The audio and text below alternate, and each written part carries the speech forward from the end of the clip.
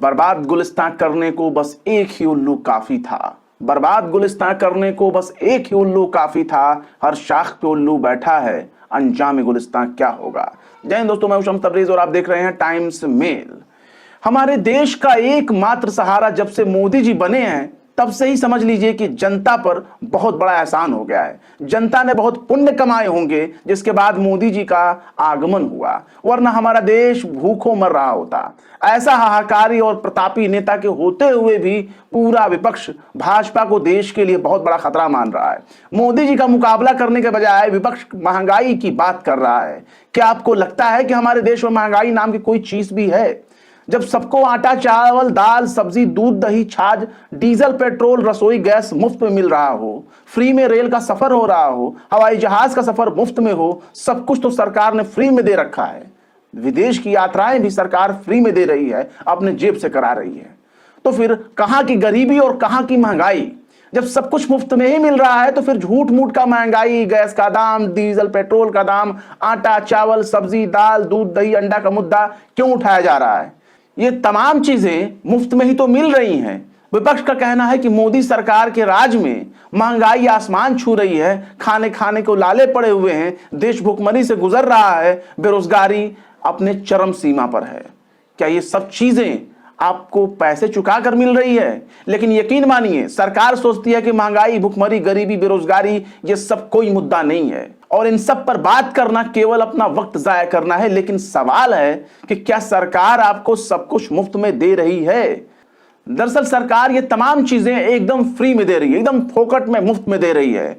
लेकिन शर्त यही है कि आप असेंबली के मेंबर हों या तो आप पार्लियामेंट के मेंबर होना चाहिए, यानी आप सांसद हैं विधायक हैं तो ये चीजें आपको फ्री में मिलेंगी। भले ही वो एक दिन के लिए सांसद बन जाए विधायक बन जाए, लेकिन उनको ताउम्र पेंशन मिलती रहेगी। और आपका बेटा 4 साल की नौकरी के बाद बेरोजगार हो जाएगा, 4 साल में ही उसे बिना पेंशन रिटायर कर दिया जाएगा।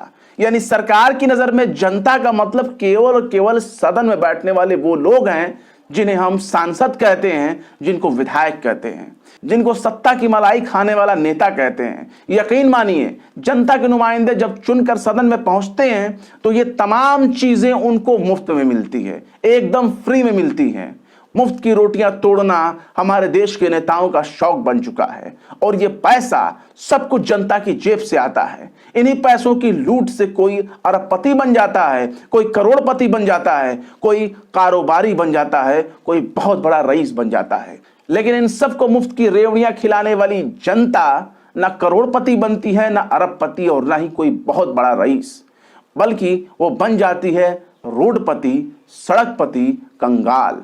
जनता का नमक खाने के बाद, मुफ्त की सेवाएं लेने के बाद, जनता की गाढ़ी कमाई काटने के बाद जब सदन में ये नेता बैठते हैं तो ये अपने असली मालिकों यानी जनता को ही आंख दिखाने लगते हैं। जब नेता जनता को ही मुफ्तखोर कहने लगे, जब जनता को ही मुफ्त की रेवड़ियां खाने वाला कहने लगे, जब जनता को ही फ्री फंड का अनाज खाने वाला कहने लगे, तो सवाल है कि नेताजी मुफ्त की रेवड़ी अपना घर बेचकर खिला रहे हैं या फिर देश बेचकर, अपना जमीर बेचकर या फिर अपना ईमान बेचकर। क्योंकि जनता के टैक्स पर पलने वाले नेता ही जनता को मुफ्तखोर और फोकट का अनाज खाने वाला कह रहे हैं। इससे बड़ी गाली इस देश की जनता के लिए और क्या हो सकती है?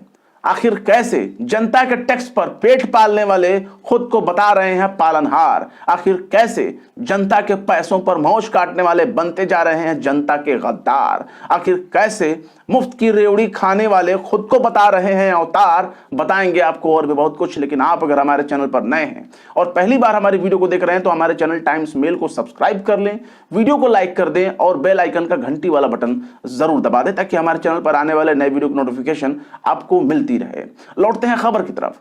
महंगाई महंगाई महंगाई और महंगाई, ये महंगाई किस चिड़िया का नाम है? जब हमारा देश ही हाहाकारी पुरुष के प्रताप से चल रहा हो तो महंगाई कहीं नजर नहीं आती।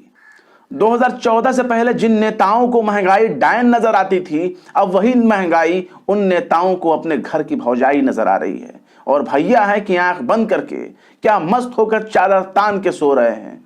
मोदी जी के सांसद ने महंगाई के मुद्दे पर गरीबों का ऐसा मजाक उड़ाया है जिसको सुनने के बाद समझ में नहीं आ रहा कि हंसें या रोएं। बीजेपी सांसद जयंत सिन्हा ने मोदी भक्ति का प्रचंड प्रचार करते हुए कहा है कि महंगाई तो है ही नहीं, ढूंढते रह जाओगे लेकिन महंगाई नहीं मिलेगी। मोदी जी की शान में कसीदे पढ़ते हुए जयंत सिन्हा ने कहा कि आज गरीब की थाली भरी हुई है और उस थाली को भरने का काम किया है मोदी जी ने। यही सच्चाई है। आपको पसंद नहीं आई, आप महंगाई ढूंढ रहे हैं लेकिन महंगाई मिल नहीं रही है क्योंकि महंगाई है ही नहीं। वाकई जरा आप भी सुन लीजिए इनके बयान। किसी गरीब की थाली को देखिए और उससे पूछे कि आज चावल के लिए तुमको क्या भाव देना पड़ रहा है, तो आपको बताएगा कि चावल आज आपको मुफ्त मिल रहा है, दाल भी आपको बहुत कम दाम में मिल रही है, बहुत मुफ्त मिल रही है आपको। जयंत सिन्हा सिर्फ यहीं तक नहीं रुके, उन्होंने तो मोदी जी की इतनी तारीफ की कि बाकायदा तारीफों की पुल बांध दी। वो तारीफों का पुल बिल्कुल हिलने लगा। वो पूरा मेनू गिराने लगते हैं। आटा का दाम कहां बढ़ा, अंडा का दाम कहां बढ़ा, दूध का दाम कहां बढ़ा। देख लीजिए, हर सामान पर मोदी जी ने जितना कंट्रोल किया है महंगाई पर, उसकी बराबरी कोई दूसरी सरकार नहीं कर सकती। कहां सब्जी का दाम बढ़ा है, आप अंडा का दाम देख ले, आप आटा का दाम देख ले, दूध का दाम देख ले, हर वस्तु पे जो कंट्रोल इस सरकार का रहा है वो अतुल्य रहा है और अकल्पनीय रहा है। अगर ये बयान देने से पहले जयंत सिन्हा ने वित्त मंत्री निर्मला सीतारमण के हाल ही में 5% जीएसटी लगाए जाने के फैसले को अगर देख लिया होता तो शायद सिन्हा जी मोदी जी की तारीफ और भी अच्छे तरीके से कर सकते थे। मोदी जी के एक और प्रतापी सांसद हैं निशिकांत दुबे। इन्होंने तो सारी हद ही पार कर डाली, जिसमें वो कहते हैं कि अगर हमारे प्रधानमंत्री फ्री फंड का खाना दे रहे हैं तो क्या मोदी जी बधाई के पात्र नहीं है। हमारे प्रधानमंत्री यदि 80 करोड़ गरीबों को फ्री का खाना दे रहे हैं, फ्री फंड का खाना दे रहे हैं, तो क्या हम बधाई के पात्र नहीं है? क्या हमको प्रधानमंत्री जी को बधाई नहीं देना चाहिए? यानी वो चाह रहे हैं कि हर तरफ लोग 12 महीने अपनी माथे पर लिखकर घूमे कि thank you Modi ji, thank you Modi ji, thank you Modi ji. अभी पिछले महीने की बात है जब नरेंद्र मोदी जी यानी हमारे प्रधानमंत्री जी अपने एक बयान में उन्होंने कहा कि मुफ्त की रेवड़ी बांटने का अभ्यास देश के विकास के लिए हानिकारक है। लेकिन सवाल तो यही है कि सबके खाते में 15 से 20 लाख देने का सपना किसने दिखाया? अच्छे दिन का सपना किसने दिखाया? रसोई गैस सिलेंडर, डीजल पेट्रोल के दाम, बेरोजगारी वाली रेवड़ी दिखाकर ही जनता का वोट मोदी जी ने लिया और बीजेपी ने लिया। जब सब कुछ जनता के जेब से ही आ रहा है तो कौन किसको रेवड़ी दे रहा है और कौन किसको रेवड़ी खिला रहा है, ये सब कुछ जग जाहिर है। अभी हाल ही में खबर आई थी कि भारत गरीबी के मामले में नाइजीरिया को पछाड़कर नंबर 1 बन गया है। ऐसे में जनता को फ्री फंड में अनाज देना मोदी सरकार की कोई काबिलियत नहीं बल्कि बहुत बड़ी नाकामी में शुमार है। पिछले 8 सालों के दौरान देश की हालत को बद से बदतर बनाने में मोदी जी की नीतियां सीधे तौर पर जिम्मेदार रही हैं। बिना सिर पैर के फैसले जनता के सिर माथे पर मढ़ दिया गया। ये भी कोई चमत्कार नहीं बल्कि जनता के ऊपर एक अत्याचार है। हमने आपको कुछ हफ्ते पहले भी बताया था कि किस तरीके से 7 साल में 9 लाख भारतीयों ने भारत की ही नागरिकता को छोड़ दी। भारत में रहने वाले पूंजीपति अरबपति भी धीरे धीरे भारत की नागरिकता छोड़ रहे हैं। बड़े ही रईस जो हैं उन्होंने तकरीबन हजारों की संख्या में नागरिकता छोड़ने की तैयारी कर ली है।